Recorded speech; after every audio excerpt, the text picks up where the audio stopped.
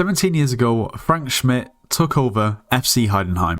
Heidenheim being a German football club who at that point sat in the 4th tier of German football. Initially as a temporary fix, Schmidt was a familiar face to those Heidenheim fans.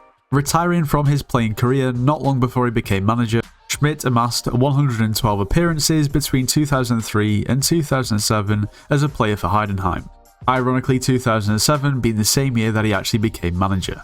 But what relevance does this have to anything? Well, what if I told you 17 years later, Schmidt would still be the manager of Heidenheim, and they wouldn't be in the 4th tier of German football anymore, they'd be in the 1st tier on the brink of European football. Today, it's time to take a look at the insane rise of Heidenheim and the absolute genius of Frank Schmidt.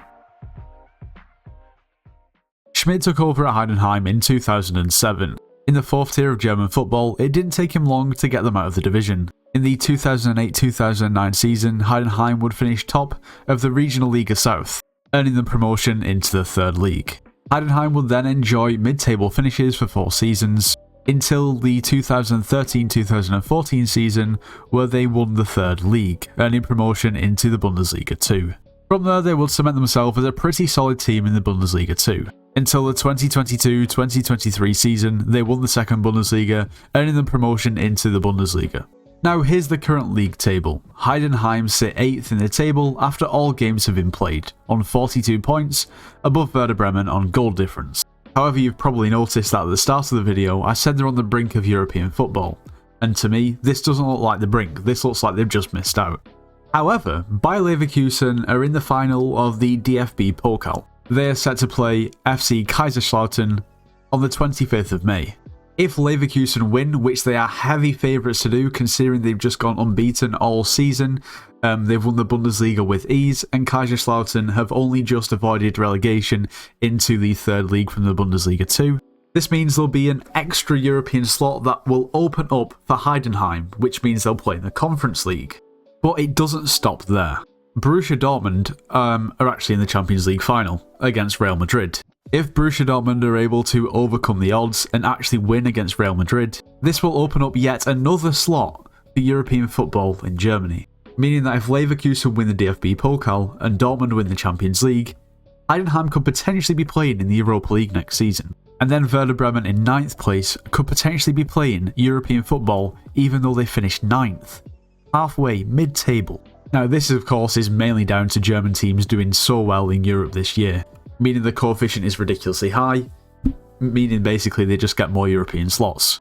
So in actual fact, they've not nearly missed out. It's almost a guarantee that they'll be playing in the Conference League, because if Leverkusen don't win against Kaiserslautern, then what's happened? Dortmund winning against Real Madrid in the final of the Champions League is a little bit more iffy.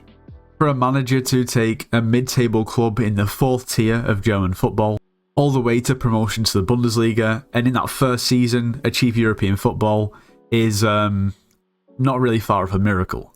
Nowadays, the culture regarding managers is swap, swap, swap. You very rarely see a manager have a long stint at a club. For instance, Jurgen Klopp leaving Liverpool after 9 years? Pep Guardiola has been at Man City for quite a while. But 17 years at one club and to achieve what he's achieved is ridiculous. Because Schmidt started managing so early, literally instantly after his playing career, this means he's still very young for a manager. He's only 50 years old, yet he's been the manager of Heidenheim for 17 years. I just want to shed a bit of light on the geography of Heidenheim. It's really quite a tiny place towards the south of Germany. An area of 107 square kilometres and with a population of roughly 50,000. Such a rise to success and massive achievement is just made even more impressive by the stature of the place. Now before we go any further, if you are enjoying this video, I highly recommend that you check out some of the other videos on my channel, of course, after you've watched this one. Subscribe to the channel if you enjoy, it helps me out massively, and also it makes sure that you don't miss another video. Now before we uncover what a genius Frank Schmidt really is, I'm going to take a quick look at the club in general. The total market value of the squad is just 61 million euros. They only have one national team player playing for them. Jan-Nicolas Best, the left winger, his market value increased by almost 10 million euros this season. A similar feat achieved by the right winger Aaron Dinky. In a stadium that holds just 15,000 spectators, they sold out 15 times out of the 17 matches this season. You might be thinking, how did they achieve such a feat? Well, they spent 2.3 million euros. and that's it. Not to mention they let 7 players go on free transfers. As for how Frank Schmidt has managed to pull off such a miracle, well, I think there's quite a few contributing factors. First of all, we have his recruitment strategy. It's common practice for when a club wants to sign a player, the manager or people behind the scenes will have like a video call with that player.